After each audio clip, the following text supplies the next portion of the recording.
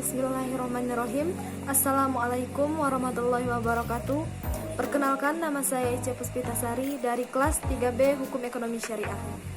NIM 2010101049. Baiklah, di sini saya akan menyampaikan materi tentang zakat dalam mata kuliah Hukum Zakat dan Wakaf dengan dosen pembimbing Ibu Zufriani MHI. Adapun sub bahasan kita pada hari ini: 1. Pengertian zakat, 2. Sejarah zakat, 3. Eksistensi zakat, 4. Yang wajib dizakatkan. 1. Pengertian zakat secara umum. Salah satu kewajiban umat muslim adalah membayar zakat. Zakat adalah ibadah yang tercantum di dalam rukun Islam.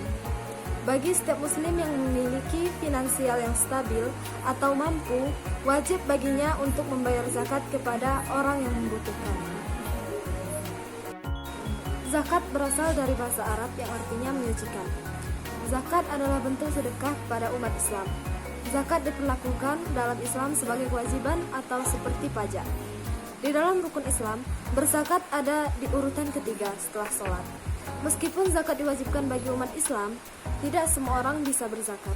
Ada beberapa syarat untuk berzakat, misalnya memiliki harta yang cukup atau cakap untuk zakat.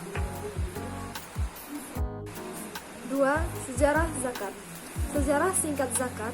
Pada mulanya, ayat zakat turun di Mekah, yakni tercatat dalam surat Ar-Rum ayat 39 yang berbunyi, "Dan apa yang kamu berikan berupa zakat yang kamu maksudkan untuk mencapai keridhaan Allah, maka yang berbuat demikian itulah orang-orang yang melipat gandakan pahalanya."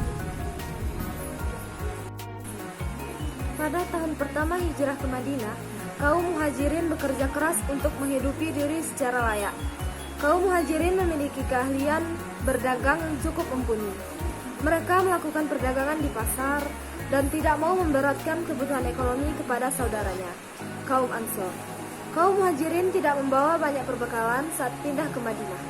Sebagian besar aset dan harta mereka tinggalkan di Mekah. Oleh sebab itu, mereka perlu bekerja keras untuk memulihkan kondisi ekonomi masing-masing keluarga. Pada tahun kedua di Madinah, kondisi perekonomian umat muslim sudah jauh lebih baik. Kaum muhajirin sudah mulai memiliki ketahanan ekonomi.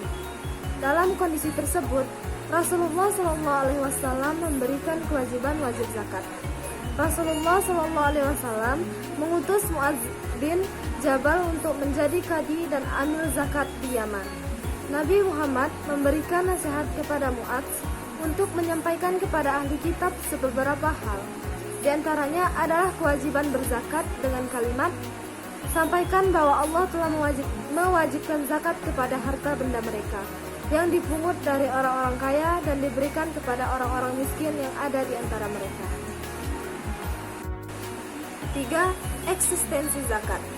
Zakat bukan hanya persoalan karitatif atau kedermawanan seseorang, juga persoalan otoritatif atau ijbar, yang dalam hal ini dibutuhkan intervensi dan proaktif pemerintah dan adanya regulasi yang mengikat sebagaimana telah dicontohkan oleh Rasulullah SAW dan para khalifah Islam dalam mengelola zakat. Jika zakat dikelola oleh pihak yang kompeten dan mempunyai otoritas yang mempunyai hak jibar atau hak memaksa, serta dengan didukung adanya regulasi yang bukan hanya mengatur masalah pengelolaan, juga mengatur eksistensi para muzaki atau pewajib zakat, di mana amil zakat berwenang mendata dan mengaudit kekayaan muzaki. Mengambil zakat baik dengan sukarela maupun secara paksa. Jika muzaki enggan mengeluarkan zakat, maka sudah barang tentu zakat bisa menjadi sebuah instrumen yang signifikan dalam upaya penyeimbangan ekonomi masyarakat, sesuai dengan tujuan disyariatkannya zakat, yaitu supaya harta kekayaan tidak terpusat atau berputar di kalangan orang-orang kaya saja. Di Indonesia, zakat diatur dengan Undang-Undang Zakat Nomor 38 Tahun 1999 dan amandemennya Undang-Undang Nomor 23 Tahun 2011 tentang pengelolaan zakat. Akan tetapi, perundang-undangan zakat belum menyentuh pada persoalan hakikat muzaki. Baru persoalan pengelolaan dan pengelolaannya amil zakat.